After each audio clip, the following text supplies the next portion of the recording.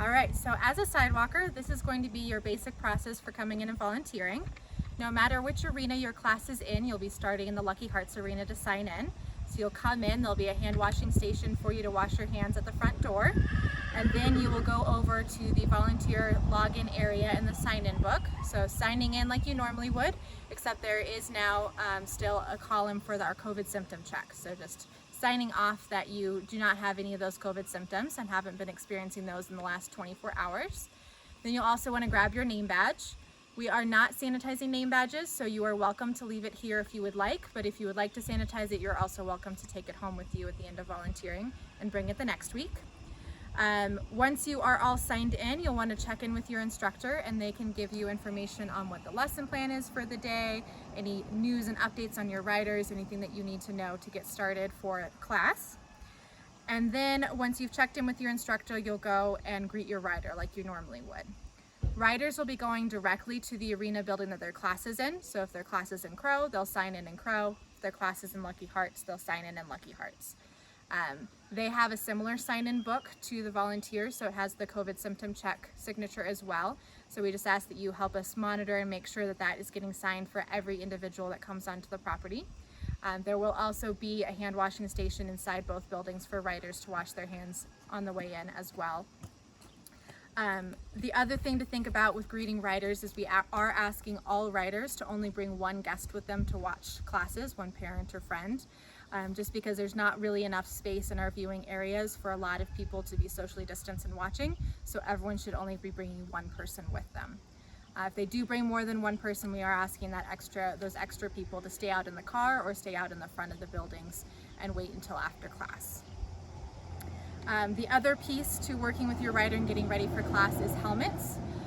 We are asking as many riders as possible to bring their own helmets so that they can just have that and keep it sanitized and for their own use. But we are also providing helmets for riders who are not able to bring their own, and they will have the same helmet assigned to them and only them for the whole session. So in week one, our program staff will be available to help fit helmets and get them labeled for all the riders, and that rider will use that same helmet every single week for class. During class, a lot of it's going to look very similar to what you're used to as a volunteer. One of the big differences will be our mask policy. We are asking all volunteers, all riders, anyone who comes on the property to wear a mask when they're in an indoor public space. That does include cross ties and that does include the arena as well. Independent riders who have no volunteers are able to take their masks off once they're mounted and riding because it is exercise. But for our riders who have sidewalkers, riders will be keeping their masks on, horse leaders will be keeping their masks on, sidewalkers will be keeping their masks on. We are also providing face shields for sidewalkers, so we'll be asking you to wear those over your mask, but it will be your face shield for the semester, so you'll be able to take it home, do any sanitizing that you want to do, and bring it back the next week. We do have a handful of riders who are not able to wear masks for medical purposes, so for them, they will still be wearing the face shield if possible, but then keeping you guys as safe as possible with the shields and the masks.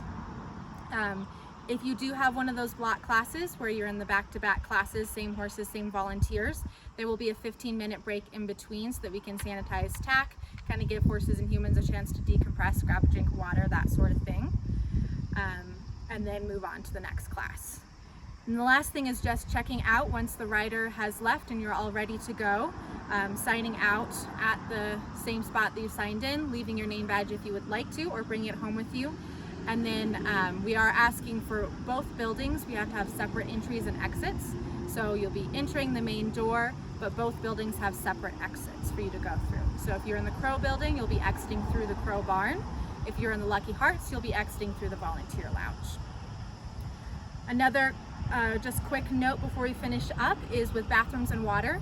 We do now have all of the main bathrooms open in both the Crow and the Lucky Hearts, but it is only one person per bathroom. So that especially comes into play in the bathrooms that have stalls. Even if there's 2 stalls, only one person can be in there at once.